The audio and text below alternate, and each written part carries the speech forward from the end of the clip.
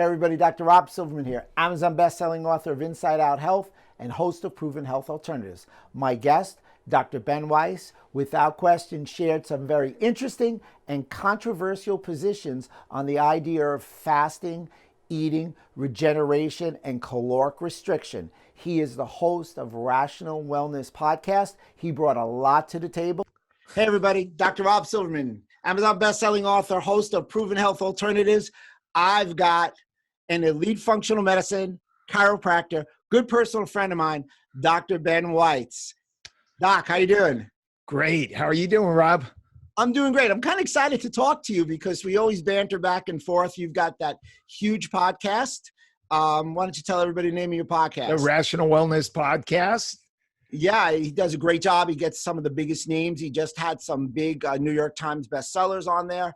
I was fortunate enough to do it a couple of times. So he does such a good job. I said, you know what? Let's switch seats. Let's get you here. Let's get you talking about some things and bring the controversy. So he's bringing it. So let me give you a little background on Dr. Weitz. He's a certified sports chiropractor and functional medicine practitioner for 30 years. Dr. Weitz specializes in helping clients with gut disorders like irritable bowel syndrome, reflux disorder, and in preventing and reversing cardiovascular disease and diabetes. He wrote a book, The Back Relief Book, published in 1998. He's the host, as we alluded to before, of the popular Rational Wellness Podcast, which is on Apple Podcasts, Spotify, iHeart Radio, and YouTube. So I wanted to tell everybody what you're talking about because they're all going to want to listen, and I'm sure that we're going to get a lot filled in the commentary section when this comes to air. He wants to discuss a new study, which is the first time an intervention has been proven to increase longevity. It does not involve caloric restriction, fasting, or vegan diet. He will take the position on how strategies that promote growth and regeneration are equally effective for longevity as strategies like caloric restriction, and that can also reduce growth. It's based on the article called The Reversal of Epigenetic Aging and Immunoscent Trends in Humans. Wow, a real tongue tire. So are you ready to bring the fire? Yeah, absolutely. So, I want to talk about the fact that all the focus today in anti-aging and longevity is about caloric restriction and fasting and different variations on that. We have intermittent fasting, we have fasting mimicking diet, and the focus is to basically reduce the levels of growth in the body. So it's seen as a positive if we get our animal protein levels down, if we lower IGF-1 levels, because the thought is that growth is going to stimulate cancer and other negative effects. And I certainly agree that there are lots of benefits to fasting and caloric restriction. And we were talking earlier about some of them. The one that's gotten a lot of play is autophagy, which is basically your body thinks that it's starving and it doesn't have all the fuel it needs. So it starts breaking down broken parts of the cell and, cellular organelles that are dysfunctional, and it recycles the amino acids so it can produce the proteins it needs. And this definitely has an anti-aging benefit. So we all know that we're taking the counter popular move. And I think what you want to bring to the stage is, like, we always have movement. We always have a pendulum. You don't have to throw the baby out with the bathwater. Let's consider both sides and individualize and pick it for that right individual. Not everybody's going to fall in one funnel. So with that being said, I got my list of questions here for you. Haven't we learned the best way to promote longevity is to restrict calories and do intermittent fasting? Isn't that what everybody says? Well, here's the thing. If you would have talked to the top anti-aging experts 10, 15, 20 years ago, they would have told you that the focus is to make sure that we continue to have levels of growth and regeneration, because as we get older, our muscles break down. We end up with sarcopenia. There are people in nursing homes who can't even get out of bed because they're so weak. We have osteoporosis because we don't replace our bone cells.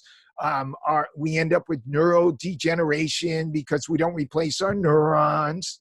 And, and that's actually somewhat of a newer statement, because we used to think you had all the neurons you had when you were 20 and then you just go downhill from there.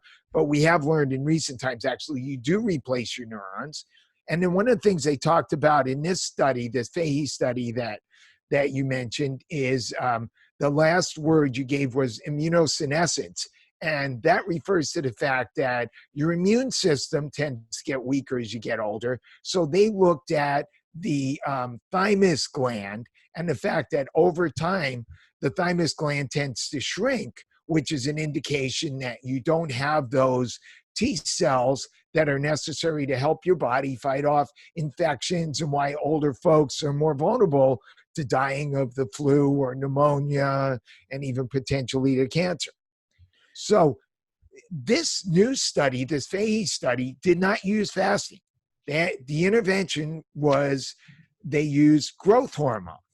And then because one of the side effects of growth hormone is that it may raise blood sugar and or insulin, it may increase insulin sensitivity, they added DHEA and metformin, which is a popular drug used for diabetes.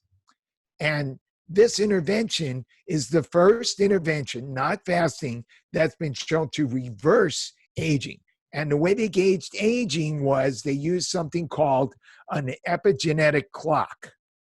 So there are a number of epigenetic clocks now that have been studied and published in the literature.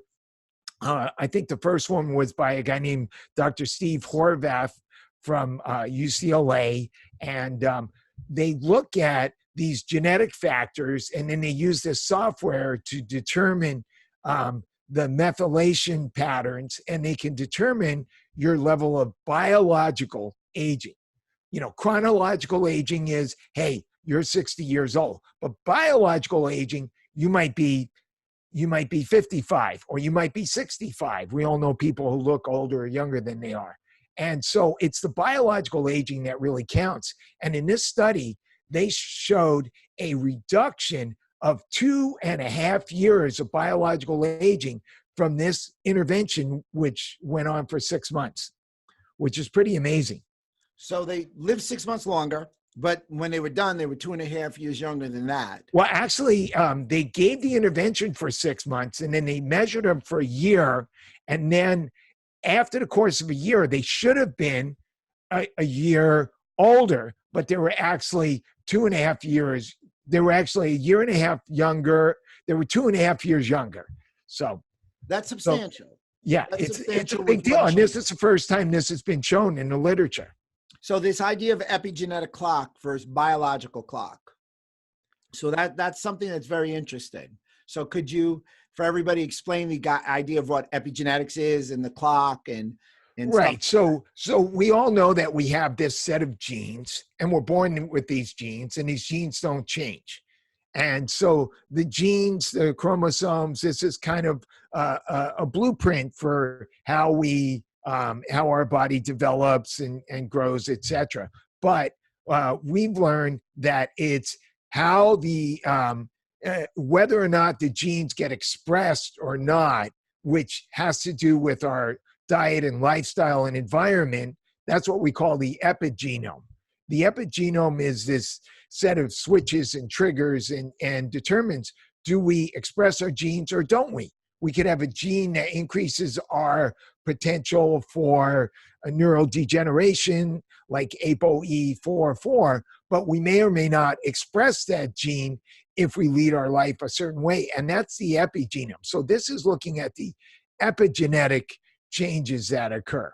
So genes are not our destiny, as we've heard multiple times. Exactly. A lot of people like to use this metaphor that genes load the gun, but the epigenome pulls the trigger. So, yes, we have these genes, but if we lead a healthy diet and lifestyle, we can prevent some of the negative consequences of our genes and promote positive consequences we want, which is what we're talking about with anti-aging and longevity.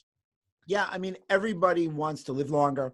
Clearly, everybody wants to live longer and be healthy while they live a good quality life. Right. We want to live better. We want a high level of quality of life. We want to be active. We want our minds to be active.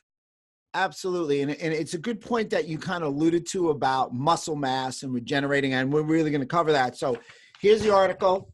It's right there.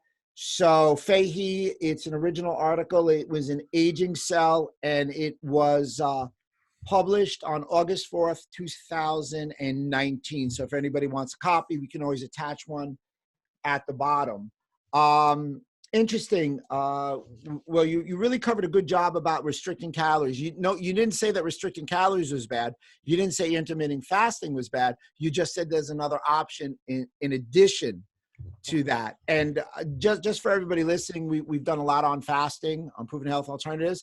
But one of the things is it's more time restrictive eating in a window. We know the new window is now to eat in 10 hours. For people like you and I, whose blood sugar is pretty good, and those who have a blood sugar problem, it's 8 hours. It would be interesting just to discuss at a later date, if we did what they did in that window, what would happen? And to go back to your autophagy, it would be curious to see if what they did in this study also produces autophagy. But in any case, I got a couple more questions for you. Well, I think autophagy is something that occurs when the body feels like it's starving.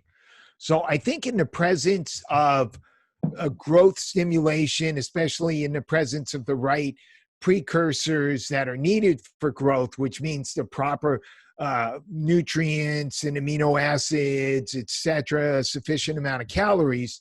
So you're not going to do a lot of autophagy because you've got those nutrients you need. It's when the body's in this starvation mode that it goes, oh my God, we can't produce the proteins we need. What are we going to do? Oh, hey, let's take part of that broken down part of the cell. Let's try to use that. Yeah, they break it down. They use the energy to produce new cells.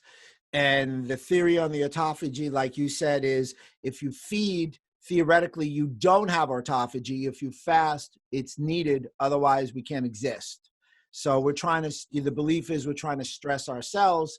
You're kind of saying that may be good, but we may also want to rejuvenate and feed our cells. And I know you're going to talk about, well, what about sarcopenia? Because Tufts University has done multiple studies and said the first sign of aging is a loss of muscle mass, sarcopenia. Absolutely. Absolutely. And also, this concept of fasting, part of this comes to looking at the way primitive man existed. And everybody talks about the fact that you didn't constantly have food. So you had to go periods of time with fasting. But let's not forget the other part of that. They didn't just sit down and say, okay, I'm only going to have some powdered soup that I make out of I'm going to put some powder with some water and put it in a microwave and have a little bit of soup. They gorged, they caught an animal. They found some mango nuts. They found, whatever they could find in that would provide calories, and they ate whatever they could.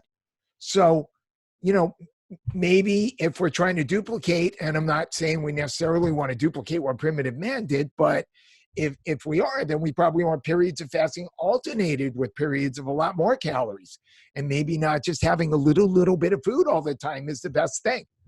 Hence the term feast or famine, right? Exactly. I'll give you a funny one. I had a guy come in and goes, I'm doing this intermittent fasting, which was a time restrictive eating, and he's eating within an 8-hour window.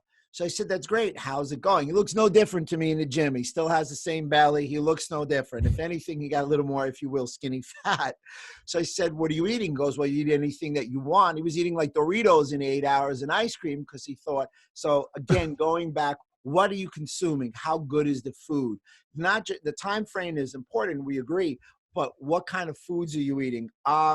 Interesting. By the way, since you mentioned time-restricted feeding, this is changing the topic a little bit, but, I recently had an interview with Dr. Felice Gersh, and she was pointing out that if we are going to do time-restricted feeding, and this is something that probably needs to be studied, everybody I know, as you mentioned, a lot of people in the functional medicine world now who are doing time-restricted feeding, they're all skipping breakfast. She said, the most important thing is to have breakfast And that what happens when you get up in the morning, your cortisol levels shoot up, and that stimulates your appetite. And really, the natural cycle is to get some food in then to fuel your day. And perhaps the best way to do intermittent fasting or time-restricted feeding, if you're going to skip a meal, is to skip dinner. Absolutely. So the studies show 8 to 2, 8 to 4, 8 to 6 is the best frames in which to eat. And that study that you're referencing talked about missing breakfast. You got no bang for the buck in health. It was deleterious to your overall health. So the time is without question. So here's the question. So we like to exercise. We believe in telling all our patients they should probably incorporate some sort of weight training. That doesn't mean squat or deadlift 800 pounds. It could be as simple as body weight, a TRX, something of that nature. So if someone like me gets up at 6 a.m., I'm on the Northeast, so you guys get up a little earlier. I'm at work by 8 o'clock. So I don't have the time in the morning to exercise. If I go a little later, I don't have the time because I'm doing work, emails, etc. But I position myself to work out after work, be 7:30 at night. So essentially, I'm going to lift weights 3 days, maybe 4 days a week. What do I do? What do I do after I lifted weights just to ensure hypertrophy? And I'm not talking Arnold Schwarzenegger biceps, not losing any. So I'm going to throw that out to you. What do you do? You mean because it's late now and you don't want to go to sleep after eating a full meal? Well, you could have a handful of amino acids. That's readily available protein that doesn't have to get broken down, can get directly absorbed. You can get a nice balanced amino acid blend, and you get a lot of bang for your buck there.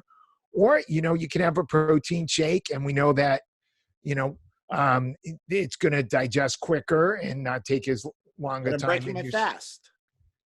Oh, if you're breaking your fast, I see what you're saying. Yeah, well, so I'm kind of breaking my fast. What do these guys and gals do who exercise at night? Because that's the only time they have open. Do I tell them not to lift weights because of the fast? To kind of piggyback on that cell regeneration. That's the question.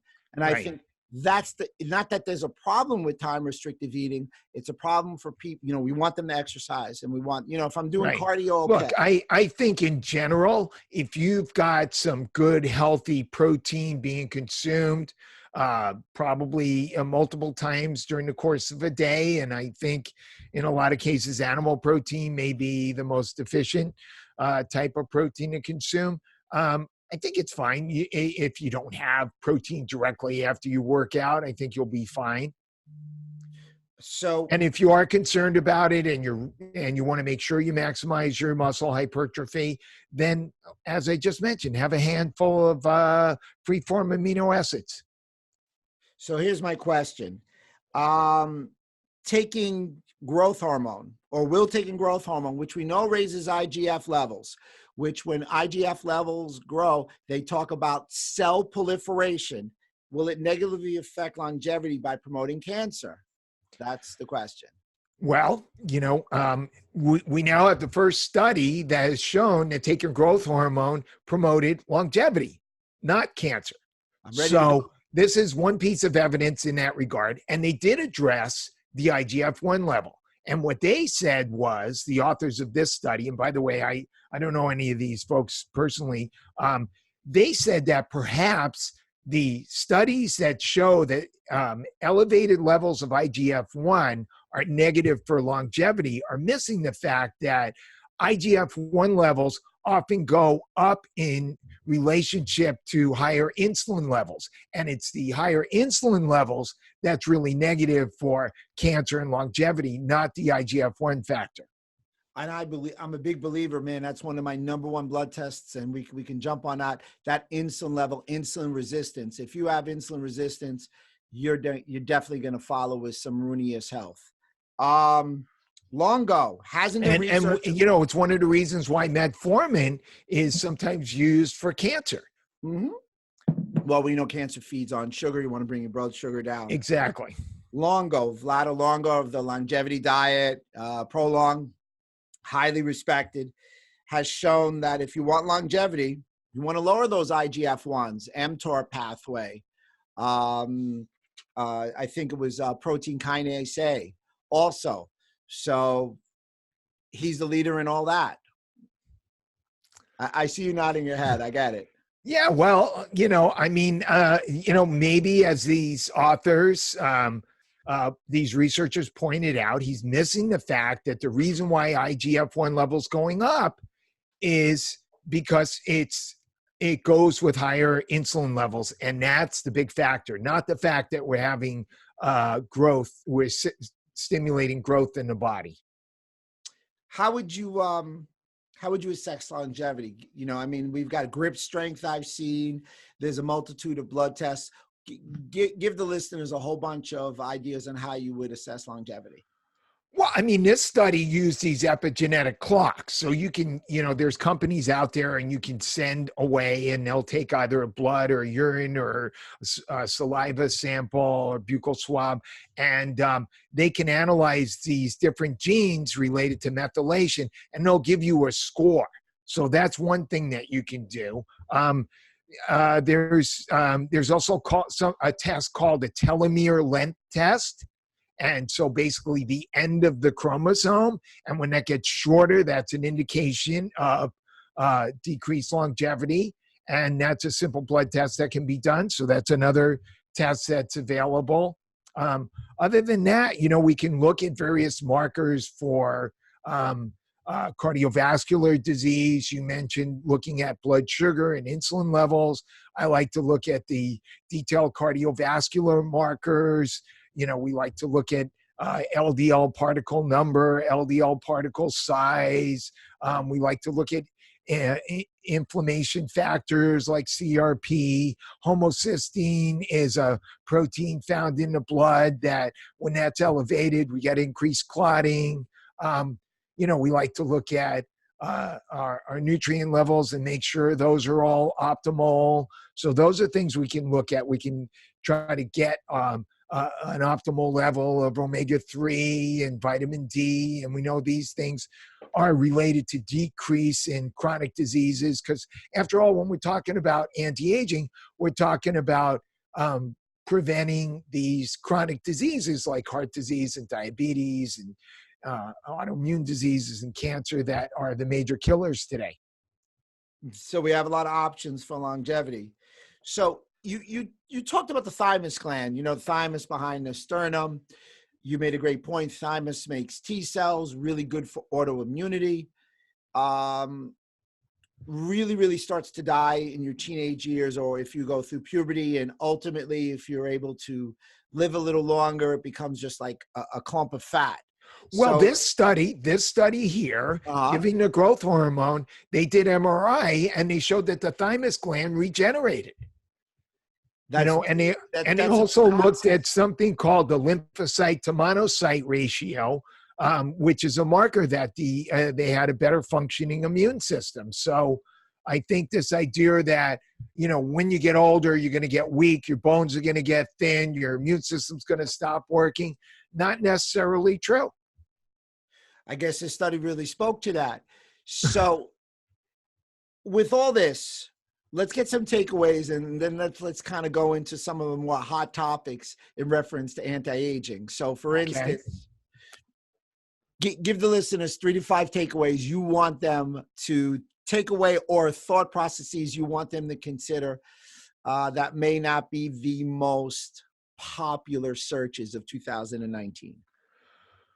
Well, you talked about the fact that all the focus is on fasting and caloric restriction, and I certainly encourage everybody to incorporate those into your program, but also consider making sure you have enough calories. I'm here to promote calories. There you go. Right. And make sure you get adequate levels of animal protein, because I think it's the most efficient way to get good quality protein. Make sure, it comes from grass-fed animals, wild salmon, healthy sources, but make sure you get sufficient levels of protein and good, healthy fruits, vegetables, and make sure we maximize our nutrients so that we can promote regeneration. You mentioned exercise. Absolutely crucial. Everybody should be doing some form of resistance training. And we know that doing some heavy resistance training has been shown to stimulate growth hormone, testosterone levels. And so, when we put a load on our muscles, the muscles get stronger. We put a load on our bones get stronger. Make sure we use our minds actively, neuronal regeneration. And so it's also going to help stimulate our immune system. And, there's also a set of nutrients you can take to help with anti-aging. And, a number of things have been alluded to already. I mentioned fish oil, very important, helps reduce inflammation levels, reduces chronic diseases, cardiovascular disease. We have pro-resolving mediators, which are related to fish oil, can be very helpful. We know that NAD levels tend to decrease with aging. So we can use NAD precursors like nicotinamide riboside.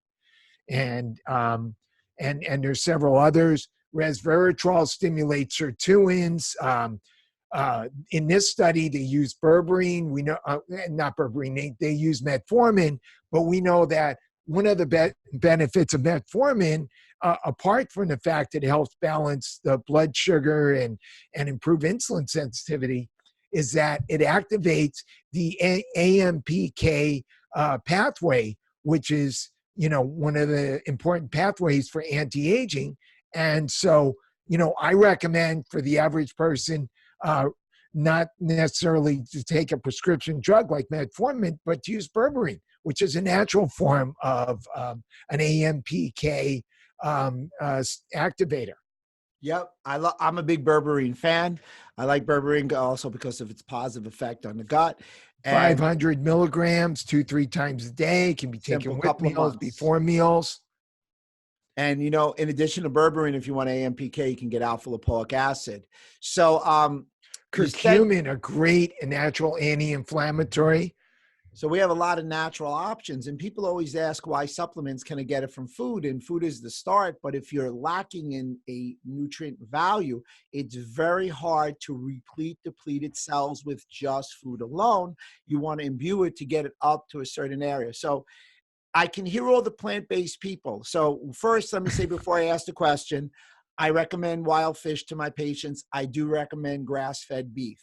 So, and I do recommend a plant-based diet plus these things, but plant-based. You got to be careful about that. When you say plant-based, that's a code word.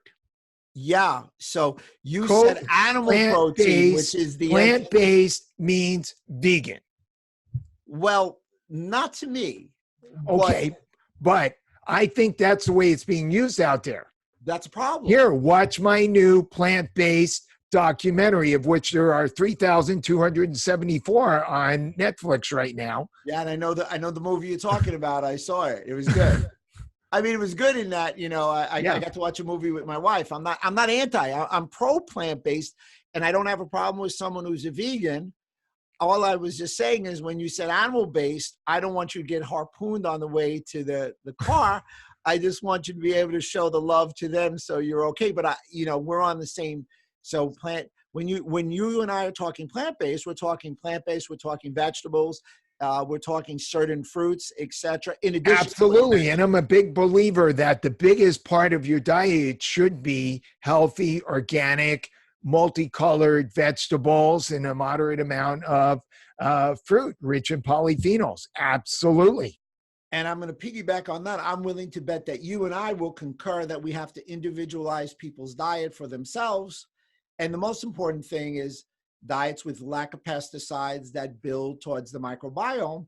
What you're trying to bring to the surface is, guys, it's great that we're talking about all these things, but let's not forget, once again, I'll use the word sarcopenia. I mean, when you see somebody, one of the things you say is, well, they changed. And a lot of times they changed because they lost their muscle mass. They started to shrink. They started to hunch over. They can't perform the way they did. So you want to say, always consider that in the equation. Absolutely. Absolutely. I mentioned before, there are people who are so weak they can't get out of bed in a nursing home. And, you know, it's only in some cases just because their muscles have atrophied so much. They stopped using them. They weren't getting adequate nutrients to maintain them.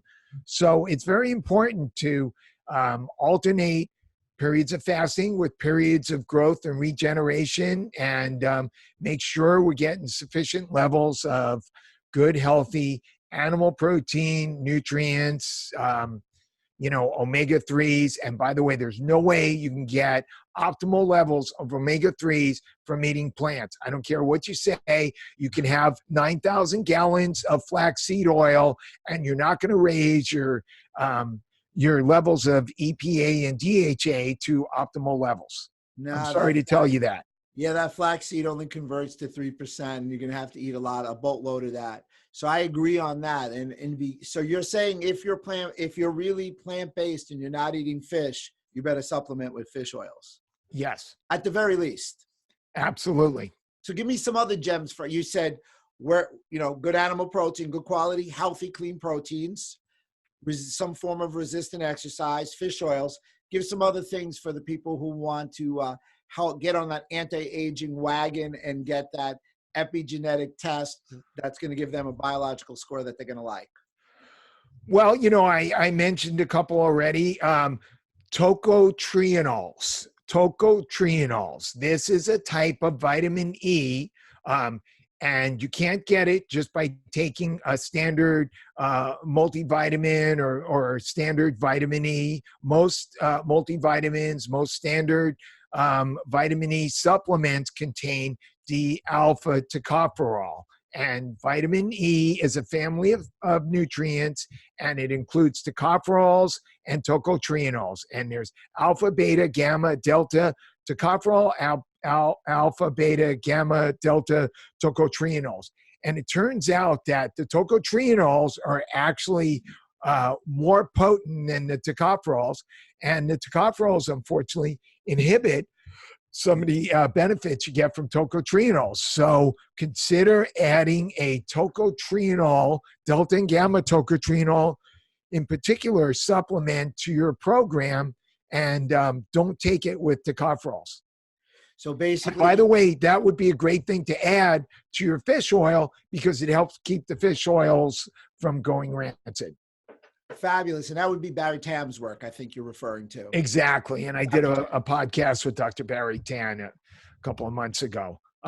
Vitamin K2, another super, super important nutrient, not really on the radar. It's one of the fat-soluble nutrients, super important for cardiovascular health, for anti-aging benefits. A great mix with D3 also. Don't take D3 without K. Absolutely, especially the MK7 version. Right. Not so much the 2 and the 4, but the 7. Outstanding. Any parting shots? You know, don't smoke. Don't engage in high-risk behavior, and respect your natural circadian rhythms and get good regular sleep. Great. How can everybody get in touch with you? They can go to my website, drweitz.com. They can call my office at 310-395-3111 and make an appointment for a nutrition consultation, or they can see me for Sports Chiropractic. And they can check out my Rational Wellness podcast wherever you get your podcast. You can go to Apple Podcasts, and you can also you can go to Spotify, and you can also go to YouTube where there's a video version, and you can see me and Rob chatting it up there, as well as who's who of the functional medicine world. Yeah, you've got some big names on it. It's a great. I watch the podcast all the time. I'm going to go watch another Dr. V tonight. So you do a great job with that, and people should tune in. Podcasts are a great source of information, and you can do it in the gym, you can do it in a drive, you can do it on a train, etc. Thanks so much for coming, Dr. Weitz. Dr. Rob Silverman, Proven Health Alternatives, always yours in health. Thank you, Rob.